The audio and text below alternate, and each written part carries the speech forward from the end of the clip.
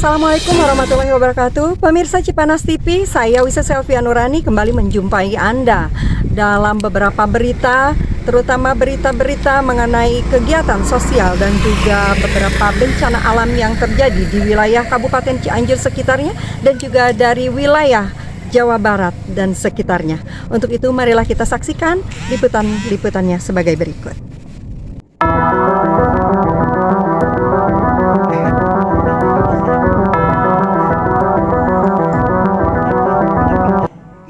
Saya mempelajari, Pak, dan saya yang memberikan ilmu itu terhadap warga masyarakat. Tapi tadi tidak terbantahkan oleh Pak Profesor, ya, karena ternyata gunung itu berkah, bahkan Gunung Merapi saja oleh alam dan oleh Allah Subhanahu Wa Taala kadarullahnya kemarin meletus itu juga berkah. Dari hasil pengeboran itu? Tidak, pengeboran itu hanya untuk membuktikan potensi apa yang ada di sana, berapa besar buatnya. Ya, gunung meletus itu berkah juga sebenarnya. Tapi kalau meletusnya akan dibuat oleh tangan manusia, pertanyaan itu bencana atau berkah? Permukaan. Di permukaan. Betul. Jadi bukan magmanya yang akan kena. Sampai ke tempat gempa pun yang disebut gesekan gaya endogen tidak akan ketemu karena itu kedalaman yang sangat dalam. Tidak dicantumkan tentang sosialisasi percepatan paper bumi ini. Jadi kami hanya membaca menindaklanjutinya saja. Nah, luas umum. Jadi secara luas, wah ini dari pemerintah ini tadi 5.600 misalnya Jawa. Nah itu harus dipastikan lagi. Ada yang namanya studi sumber daya. Nah melalui pemboran ini akan lebih memastikan. Jadi nanti namanya bukan sumber daya lagi, namanya cadangan.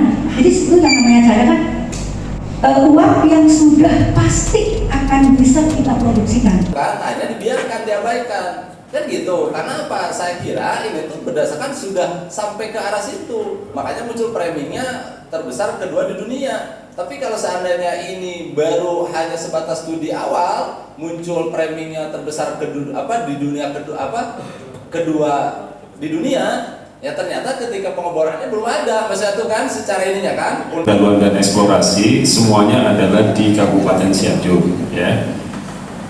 Untuk apunten untuk berapa sih untuk area pengeborannya, ya. Kalau dari rencananya nanti ada dua sumur. Kalau 1 sampai 2 sumur nanti akan dilihat seberapa hasilnya, gitu ya. Apakah sudah mengindikasikan tadi yang sudah dijelaskan Prof dan Saya jamin aman. Karena pemboran itu kan bukan pertama kali dilakukan di sini. Di berbagai wilayah dimanapun yang mengembangkan panas bumi sekarang manfaatnya panas bumi ada, itu prosesnya sama seperti itu, gitu. Dan jadi pemerintah itu kan memberikan izin, tentunya melakukan pembinaan pengawasan, ya. Semua aspek teknis, aturan dan lain-lain sudah ada, termasuk standar operasinya. Jadi sebelum melakukan kegiatan, ya, mereka pasti dilakukan inspeksi, dilakukan pemeriksaan keselamatan terhadap manusia, pekerja, manusia sama dengan pekerja, ini manusia, peralatan, ya, instalasi, dan dari aspek lingkungan. dampak yang signifikan untuk masyarakat. Paling tadi dikatakan ada pemboran. Pemboran itu pasti akan menimbulkan bunyi. Untuk well site yang melakukan pemboran itu pasti sudah dilengkapi dengan alat-alat safety. Untuk masyarakat nanti akan diketahui dalam amdalnya berapa desibel itu suara itu akan sampai di masyarakat, berapa kilometer. Badan usaha, karena dalam pelaksanaannya pemerintah menugaskan atau kan memberikan izin kepada badan usaha. Nanti semuanya badan usaha yang akan ini dengan aspek pengawasan. Pengawasan itu bukan hanya dari Kementerian SDM. Kalau dari aspek keselamatan dan lain-lain, iya dari sisi SDM. Nanti dari aspek lingkungan, ya ada dari Kementerian Lingkungan Hidup. Dari aspek apa lagi gitu. Jadi semua sektor itu memberikan kontribusi. Jadi ada tanggung jawabnya itu mereka berdasarkan izin-izin pendukungnya juga. Untuk gas, untuk minyak bumi, ya. Kalau pemborannya relatif sama. Tetapi barangkali ini kan masalahnya adalah masalah safety, HSE, ya, masalah health, safety and environment. Itu yang harus menjadi pokok perhatian. kecelakaan itu bisa terjadi di mana saja. Nah, betul. Tergantung kita keterampilan daripada orang yang melaksanakan itu. Apakah dia mau memperhatikan masalah safety-nya atau tidak. Di sana misalnya apakah soal casing sehingga menyebabkan ada sempuran. Nah, atau bagaimana hal itu teknis berangkat. Namanya 5 km pun ada. Itu yang dirasa kuat setelah gempa utama. Itu ada gempa susulan 4,1 yang di Cianjur.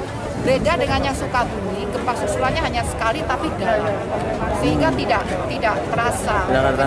Kenapa hanya sekali? Karena batuan yang pecah, yang patah itu batuan keras, jauh panjang, lempeng keras samudra. Jadi ring of fire itu istilah yang menunjukkan lingkaran cincin api. Nah, itu berasosiasi dengan tumbukan lempeng. Jadi sebetulnya saya perlu meluruskan, kalau gempa itu bukan ring of fire.